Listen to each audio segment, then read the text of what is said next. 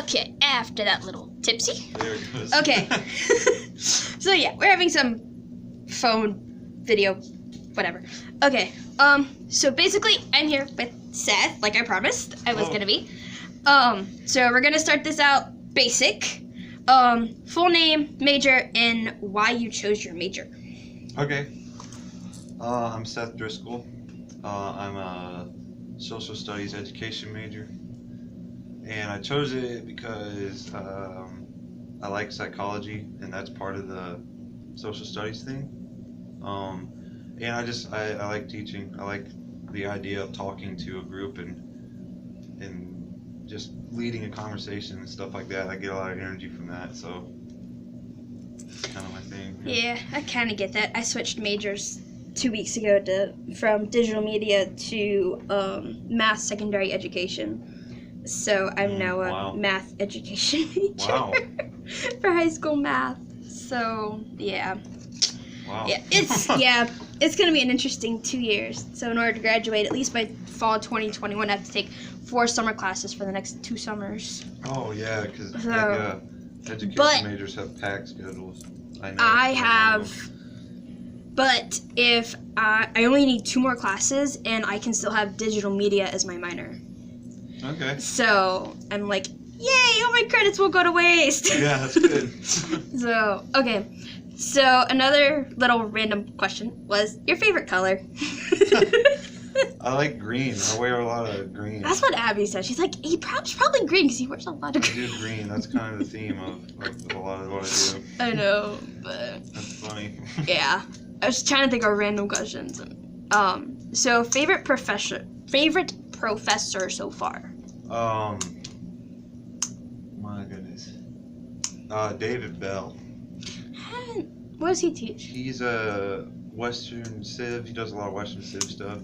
He's been fun. I've enjoyed him a lot. Yeah, I didn't have to take Western Civ. I just had to take a random history class. Oh yeah. So I took Miss Thrasher's science and technology class. I really like her too. I love her. I'm actually her work study, so I love her. Yeah. So Good. Trying to get her office in order though, it's a hassle. I love her, but yeah. I'm trying to help her get her office organized, and I'm like, I'm stressing myself out trying to help you. It's a lot. Yeah. Okay, so this question is from my roommate Abby. Okay.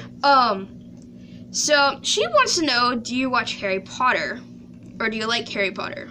Yeah. So funny enough, I never watched it my whole life, and then last year my girlfriend, she's huge into Harry Potter, so we marathon. We watched all of them over like a month or 2, and so yeah, I really love them. See, I saw what's the new ones? Fantastic Beasts? Yeah, I saw Fantastic Beasts, but had not seen any Harry Potter movies, so I kind of went backwards and had to watch them all. Yeah. But yeah, so yeah, I am a fan. That's what happened to me, because I've never watched Harry Potter before. Until New Year's, Gabby and Couchy had a Harry Potter marathon at Couchy's house. And they invited me to come, and I had to go to work first, but I caught the last two movies. And so I was like, I need to go watch the rest of them. So Gabby let me borrow her DVDs, and I went back, and over the course of 2 days, I watched all 8 movies. Yeah. And so I was like, yes. And I now own 1 through 6.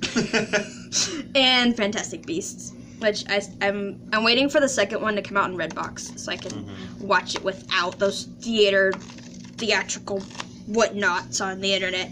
Yeah. Yeah, I hear you. So, but she also wanted to know, do you know which house you're in? Like where I live? Like which Hogwarts house? Oh, yeah, I do. Hogwarts house. Hufflepuff. Yeah. Sorry, you asked, I should have known immediately what you meant. It's okay, I get confused. What's funny is that me and Abby are both Hufflepuffs too. Yeah, I wanted to be Ravenclaw because I feel like Ravenclaw gets no recognition. Yeah. Yeah. So, like, especially in the movies, it's all Slytherin and Gryffindor. But I was Hufflepuff, and I was like, okay. Yep. Cool. So Abby and I are both Hufflepuffs, and I'm just that cracked me up. That's funny. That cracked me up. Okay, So, you are probably the biggest Marvel fan I've ever met. Yeah. So why Marvel? Why not DC or one of the other comics? Ooh.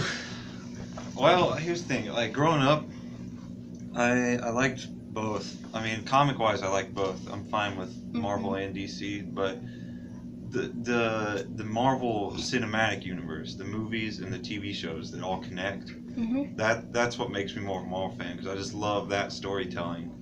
The way every movie connects, and like in the Avengers Endgame's coming out, that's like the end of like I think 21 movies. It's, if I remember, because I did a timeline of all the movies. I know Captain Marvel's like either movie 19 or 20. And so it's like over the last 10 years, they've had like 20 movies. And I'm just like, how the heck did y'all even pull this off? But I have watched every movie and every TV show, just everything that's in the MCU. I've seen it at least once. So I hold that. I feel like not many people have done that, because there's a ton of TV shows. Yeah, I'm not a big fan of the Marvel, at least the Netflix ones, because I'm not a big fan of violence and blood and gore and all that, and so my dad was like, do not watch these series, just don't. So I'm like, I will take your word for it. So, because if my dad doesn't like it, I won't like it most of the time. I mainly just, it's more of a chore now. Like, I just watch it because I have to. Like, I just told I've watched everything, so it's just like I couldn't even tell you what the plot is for some of the shows. But I'm just like, I gotta watch it because it's my job to be a Marvel fan. So. Oh my gosh, that is the best thing I've ever heard. Yeah. So do you have a favorite Marvel character, or do you just like love all of them? My favorite comic character is Red Hulk. I don't know if you know. Yeah, I know a little bit of. I know of Red Hulk. Yeah, it's a general who also has had the same gamma radiation, but MCU wise, it's Ghost Rider. A lot of people don't know Ghost Rider's in the MCU, but in Agents of S.H.I.E.L.D., which is my favorite show of all time, season 4, Ghost Rider was a main character. I remember seeing that. Yeah. So. Yeah, and that was really awesome. So he's my favorite MCU character. Yeah.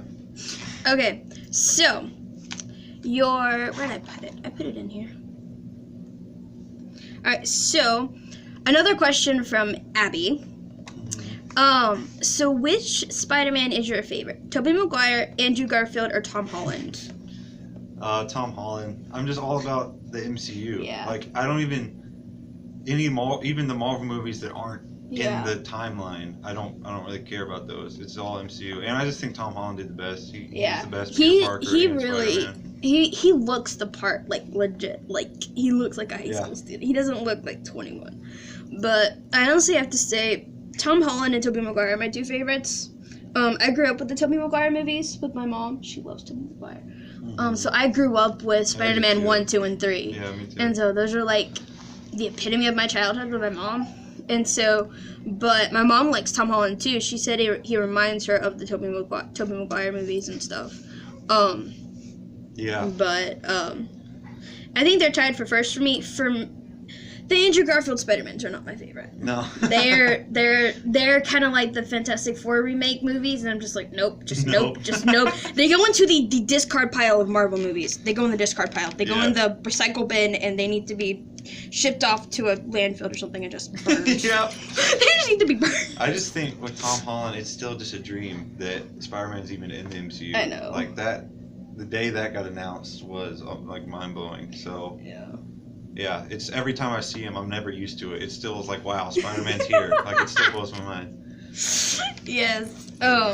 So my roommate is in love with Tom Holland and Spider-Man. So yeah, legit, in love with Tom Holland. So, but okay. So, which one of the Marvel movies is your absolute favorite? Infinity War. So it was the original Avengers, and then it was Civil War, and then now it's Infinity War. I've seen the original Avengers over 200 times, and that's not an exaggeration, because I mark every time I watch it. So like for real, for years, like once a week, I'd watch it at least twice. So, Avengers, and then Civil War blew my mind. I watched that a bunch of times. Yeah. But Infinity War, I have kind of lost track, but it's close to like 50 something because it's on Netflix now. So. Yeah. But I mean, that Infinity War was like, I waited 10 years for it. Like when it premiered, it was just the craziest day ever. Like everyone was waiting for like what I thought of the movie Yes. because they just knew that, like, how crazy I was into it. Because Yes. I've been talking about this film for like years and years and years. So Infinity War, it exceeded my expectation, which is crazy. Which I have a feeling Endgame probably is too. Yeah, I can't even imagine. And I think I know the answer to this, but what is your least favorite Marvel movie? So this is an interesting question because even what I consider my least favorite is like I'd still watch it like 20 or 30 times. So, but it's Ant-Man and the Wasp. Yes, we were. I feel like Bradley we and I were talked about both this right. before. You have. I was just like, I'm pretty sure it's Ant-Man and the Wasp, but I'm gonna ask the question anyway. So why is it your least favorite? I guess so. It just the standard for, so you know how the MCU is in phases. Mm-hmm. There's phase 1, 2, and 3. Yes. Phase 3 is everything from Civil War to Endgame. Mm-hmm. And everything in Phase 3 did something new. Like, we had a Thor movie that was sci-fi. We had Black Panther that was really innovative. And then Ant-Man and the Wasp just felt like it was back to Phase 1, where it's just your basic good guy, bad guy. And, like, I mean, it was all right. It just, my standard for the movies were so high because the last thing I saw was Infinity War. Yes. I just thought it was weird to go from Infinity War into Ant-Man and the Wasp. And really, the movie, the only reason to see it, I think, is for the after credit scene. And like, I just feel like it's weird to make a whole movie just for the after credit scene. But I know a lot of people like it, and I think it's great. If you people do put like it, but I just if can't. you put just the normal Ant-Man and the Wasp together, they're good movies. But then if you just put them into the entire timeline, that's what it is. It's out of place. It needs to be put somewhere else, and it's just because the Ant-Man movies on their own are fine. It's just I think so much about the whole connected universe that it was just hard for me to enjoy it because they just didn't connect much. And So I get that though. Unfortunately, least favorite. Yeah. I can't. I know he's talked about this before, but I'm gonna ask anyway, just to make sure that I'm right. Yeah. So okay, so not a whole lot of people know about this. I know my roommate didn't because I showed her the. You've written books. Yeah. There's 3 of them. 3. Okay, I have book 1. I need the other 2. Yeah. Yeah. Okay. In high school, is that you want me to talk about it, or is there a question? Like what are the books about? What inspired him? That kind of thing. Yeah. So in high school, this is a long story. Most of my life, I just daydreamed a lot, and I got in trouble in school. And most of my life, just growing up as a kid, I just spent living in a world that wasn't the real one. And I just created these like universes in my head and these characters. And one day, I spent most of my time in like elementary, middle, high school, just wondering like what's my thing. Like people either play sports or do other things. And I just didn't feel like I had anything. And then I realized, wait, this creativity, this daydream thing that I have is a gift. I just haven't realized it, so I need to use it. So one day I just did it. I was just like, I'm just gonna write this book. And I took one of the universes that I created from like when I was a kid, and just I kept building it throughout years of my life. And I just started writing, and next thing you know, there's 3 books. And actually, it's funny because I've kind of taken a hiatus from that series, and I'm gonna start writing a book next year, hopefully, called Inkwell. That's kind of the biggest culmination of like anything creative. Like everything I do somehow comes back to this thing called Inkwell that I've created, and it's this metaphor, and it's this metaphor for creativity and how important it is. And I'm gonna start writing that, and that's gonna be the first book I try to get professionally published. So you're making me scared. God, I was already on fangirl mode from the Jonas Brothers, and now you're making me even more excited. God, I'm gonna crash tonight. Yeah. I'm gonna just tomorrow is gonna be rough. I'm just gonna crash. I'm just gonna crash tomorrow. Yeah. Golly. It is funny though. Yeah, a lot of people don't know. It was more of a thing when I was in high school, Yeah. but I still need the other 2. yeah, I'll get them to you. So. Yes, I need the other 2 so I can officially have them all. Yeah. I showed Abby the first one last night, and she's like, he wrote a book. Yes.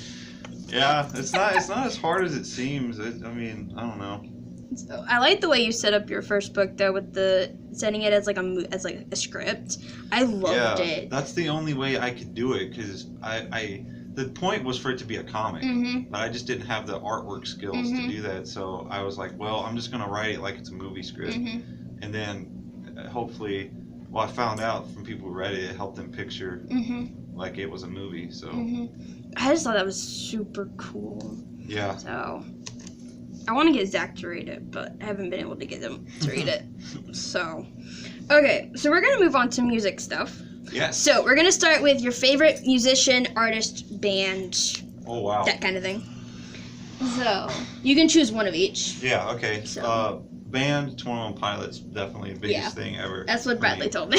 I kind of figured. Yeah, absolutely. I've seen pretty much Marvel and 21 Pilots kind of are the 2. They dominate everything else. Yeah, they're the 2 biggest things that kind of inspire me. So yeah, 21 Pilots is my favorite band. Favorite musician is John Bellion. I've seen John Bellion in concert 3 times. Seen 21 Pilots twice. I'm seeing them again in the summer. Cool. And yeah, those are the guys for me. Those are cool. Okay, so what inspired you to do music? How did that transpire? Yeah, so yeah, I'm doing my own solo project now. I always just liked music. I wasn't, I did like piano when I was a kid for like 5 years. Tried to do guitar and a little bit of drums. But I'm just not super good at playing instruments. But when it comes to just making music in general, I've just always loved music, and I've always like been decent at singing, and so in high school, my friend Austin, he came to me and he was like, "Hey, I want us to start a band if you want to do it," and we started a band called Indigo. Yes, I remember that. Yeah, and we did 3 shows, and we're on hiatus from that now, but that got me out of my shell to be comfortable performing and creating stuff, because I was so creative with writing. I never tried doing it with music, but I've always what I do is kind of rap now. It's like it's like a poetic type of rap thing, and I've always rapped. Like that's my thing is. Like I sing a little, but I love to rap, and particularly I enjoy like the really fast rap it's like people hear and it like blows their mind. So yeah, what I'm doing now is I'm doing my own EP, where I'm just trying to. It's called Vent Session. I'm just trying to vent, just take what's in my brain and just put it to music as accurately as I can. And that's kind of what my stuff is. I have written over 44 songs since the 7th grade. Yeah, wow. And so my last one I wrote over Christmas, which I hadn't written anything since like January last year or something like that. I don't remember. But so I understand venting through stuff like that. Yeah. So not a whole lot of people know that I write music. I can't play an instrument. I can sing, but I cannot play an instrument for the life of me. I've tried. But I do write lyrics, and I think my last total was like 48 songs. And so, I mean, that's how Syrian's music even that's how it got started. Yeah. I was trying to think of a name to put with my songs, and I was like, Sarian's music. And so I started doing YouTube and all that, and that's kind of how all this craziness happened. Yeah. But Here we are. and I was trying to think of what I could call my radio show, and I'm like, there's nothing else I can call it. I already have Sarian's music. I don't know what else I can call it. So yeah. So cool. But your song 3, Mm-hmm. how did that come about? Like, what's the meaning behind it? Yeah. So my artist name is Gridd, Gridd, and when I was with Indigo, I kind of did that. Like when I became a part of Indigo, it was like what I would mainly be doing is rapping, because that's just what I do, and so I had this name Gridd since I was a kid. He's one of the characters in the books, actually. And Gridd is a character, and even in the music, he's a character. So like, there's me, Seth, and then there's Gridd, and the persona of Gridd is usually a green jacket, the skeleton gloves, and a lot of different imagery that goes into that, the rings and the necklace, and each thing is symbolic, and I could go into that, but it'd take a while. But yeah, the song 3. So I told Austin months ago that I was going to start doing my own solo project, and so I just needed to find a way to do it, because I can't really make music. I'm still learning, but I can write, and I can basically have it in my brain. I just need someone else to do it. So there's a guy on campus that I was introduced to named Benjamin Haddon, and he makes his own music. It's really good, and he goes by the name of Haddon on Spotify and stuff. And I met him, and we really had the same kind of musical taste and a little bit of the same vision. And I met him and was like, hey, do you want to collab on something? Can you help me make this song happen, because I really want to? And he was like, yes, let's do it. So all last semester we spent doing this song, and so he created the instrumental for it, and really it's amazing. Like, I just needed someone to be kind of like the technical part of it. So I was like, here's what I want, and then we work together, and then we do it, and I'd be like, okay, let's add this, and he's like a musical genius, I would say, on his own. So he didn't really, he just kind of made it happen. Like, and we went through so many different versions of it, and finally we had an instrumental, and again, it was just amazing. And so this EP, it's 3. It's going to be him, my friend Lance Lear, and my friend Evan Moore, and they are all 3 other producers. So they're creating the music that's in my brain. But anyways, the song, specifically 3, is about my mental health issues, and I personified them as 3 figures: depression, anxiety, and doubt. And doubt is kind of a general thing that everyone struggles with. I mean, everyone struggles with all 3 of these in some way, but I wanted to make a song that was specific about what they were to me. And so we originally planned for the song to be like, everything's happy, everything's going great, and then like anxiety attacks you and it's complete chaos.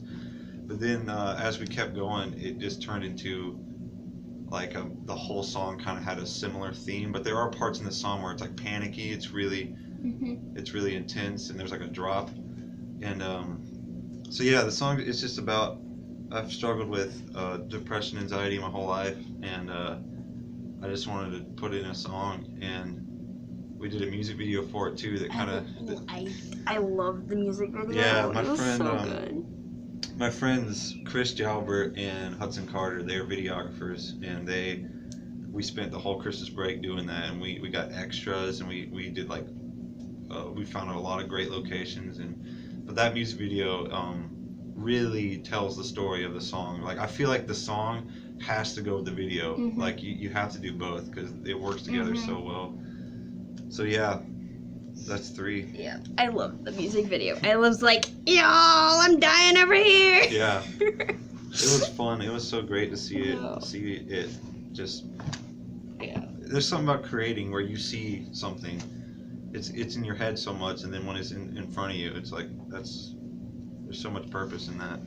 Yeah. So, all right. So the last thing I wanted to talk to you about, you already mentioned your EP, but what's up next? What's Yeah. So what's coming? the one thing I'm learning is making an EP is a lot harder than I realized. So the EP it's 7 songs, and what I'm thinking about doing is just releasing singles instead of just 7 at once. I'll just release some over time. Yeah. So the next 2 that I'm working on right now are it's a song called Toxic and a song called Chica Dreams, and each song on the EP is so different than the last. Like people will hear the song 3 and think they have an idea of what Vince Session's gonna be, but the next songs are so different. Like one is has like a heavy metal breakdown in it, where there's blast beats and Oh my lord.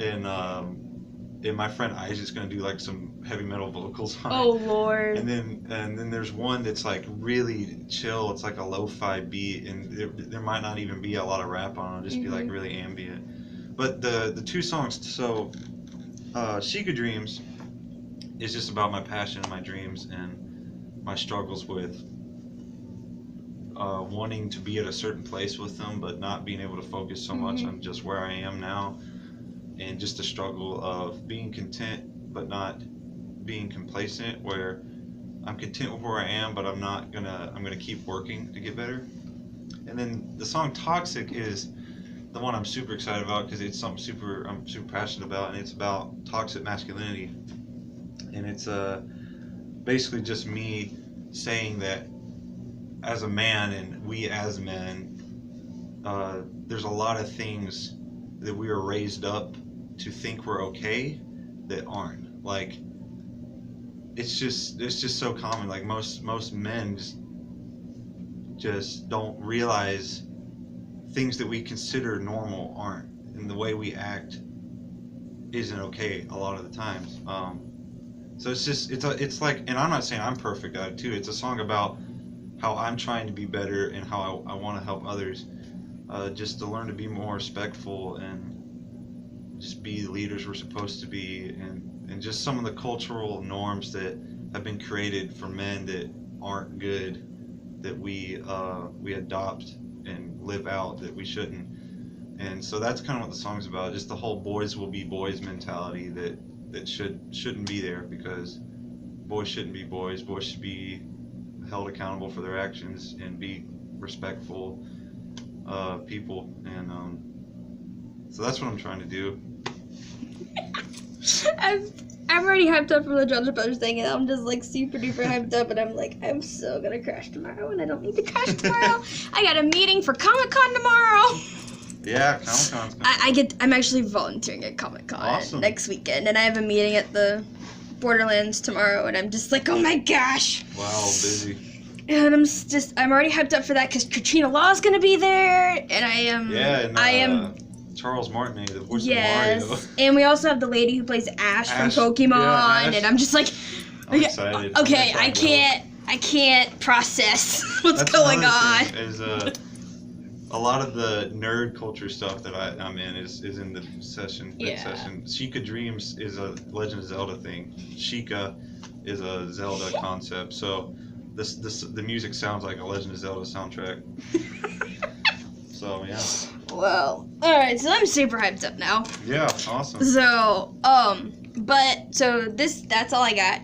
Cool. So, I will put links to all the stuff below. Yeah. I will keep that up. I will update that later. Awesome. But that's all I got. Awesome. So, this was great. Yep. And I have an episode coming for y'all tomorrow. It's already been recorded. I will release that tomorrow. This is going up as soon as I hit the pause button. Alright. Awesome. So, bye guys. See ya.